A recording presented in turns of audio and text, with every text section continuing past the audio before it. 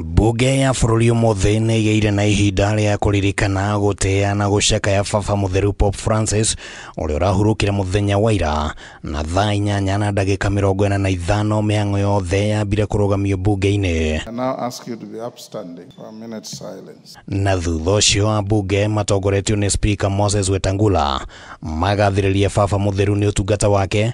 Wetangula akiuga atĩ rungu rwa ũtongoria wake kanitha wa Gatoreki nĩ ũrahotire gũthiĩ na mbere. The late Pope Francis will also be remembered for his reformative vision within the church, his efforts to modernize and humanize church doctrine, and his outreach to youth and future generations. Ndũmĩrĩri ya baba mũtheru wĩgiĩ ũiguano nĩ ĩririkanirwo nĩ ambunge arĩa maikirio rĩtana atĩ bũrũri ũbatiĩ nĩ gũkinya nginyo-inĩ cia ũiguano ũcio. Pope Francis stood as a moral compass during times of global uncertainty, championing the causes of the downtrodden, reconciliation and environmental stewardship. A man who taught the world that building bridges was a better thing in the world. Honorable Speaker, that message of Pope Francis should resonate in the world and that everybody should pick it. We strive to build bridges and not walls between people. I think that's a very significant message that we should not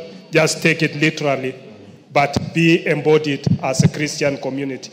Baba mũtheru nĩ atarĩirio arĩ ta mũtungatĩri ũrarĩ mwĩnyihia na ndararĩ na kwĩyenda, ũndũ ũrĩa ambunge maugĩte nĩ gĩthomo kĩngĩiyũkio nĩ atongoria na etĩkia. Pope Francis will be remembered for his humility, his love for the poor, and the justice to everybody. When he came to Kenya, he did not just choose to go and stay in the high places, but he chose to go and worship in the most humble place, and that is Kangemi. He did not just sit with the Catholics, he sat with all denominations. And we will always remember him as someone who was ready to intervene in matters that really affected the downtrodden. Pope Francis aratungatire kuma mweri wa gatatu mwaka wa 2013 rĩrĩa acagũrirwo, na gĩkuũ gĩake rĩu nĩ kĩhingũrĩte mweke wa gwetha baba mũtheru ũngĩ, na ambunge maugĩte atĩ rĩu gĩtaro kĩa Afrika gĩbatiĩ gũthingatwo. For the 267th election, it's my hope that we will get an African Pope.